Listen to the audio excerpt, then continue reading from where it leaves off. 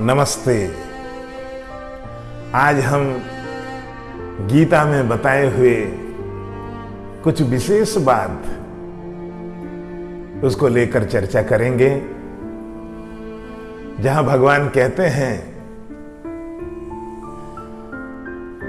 कि मनुष्य में वर्ण, आश्रम, विद्या, योग्यता, गुण, पद को लेकर अपने में श्रेष्ठता का भाव आता है कि मैं मान्य हूं, आदरणीय हूं।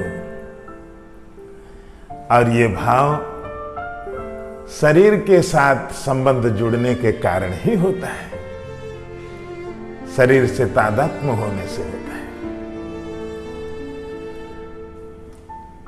और ये मानीपन के होने के कारण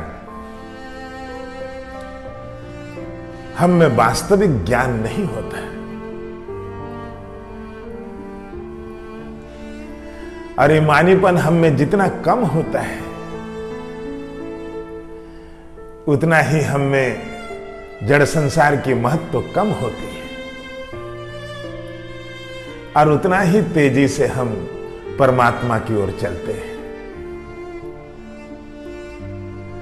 अहंकारी मनुष्य भगवान की ओर चल नहीं सकता, और भगवान भी अहंकारी मनुष्य को शरण नहीं देते। इसलिए गीता में भगवान कहते हैं, अमानित्वम दंभित्वम हिंसा शांति आर्यवम आचार्य परिउपासनं शौचं स्थैर्यमात्म विनिग्रह।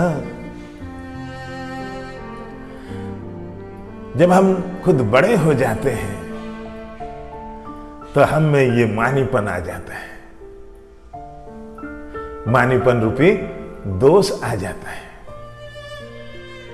तो इसे हमें दूर करनी होगी, तभी तो हम भगवान की ओर चल सकते हैं। इसके लिए हमें किसी संत महापुरुष के शरण में जाना होगा, तभी जाकर ये मानीपन रूपी दोष मिटेगी, अन्यथा नहीं। गोस्वामी तुलसीदास जी कहते हैं, सब ही मान प्रद आप अमानी। संत महात्मा दूसरों को मान, आदर, सत्कार देते हैं, पर स्वयं अमानी रह जाते हैं। हमें भी दूसरों को मान, आदर, सत्कार देने की स्वभाव बनानी चाहिए, पर यह बात तभी होगी जब हम दूसरों को किसी न किसी दृष्टि से अपने से श्रेष्ठ मानेंगे, तभी तो ये मानीपन रूपी दोष मिटेगी। आज बस इतने ही, आगे चलकर हम फिर मिलेंगे।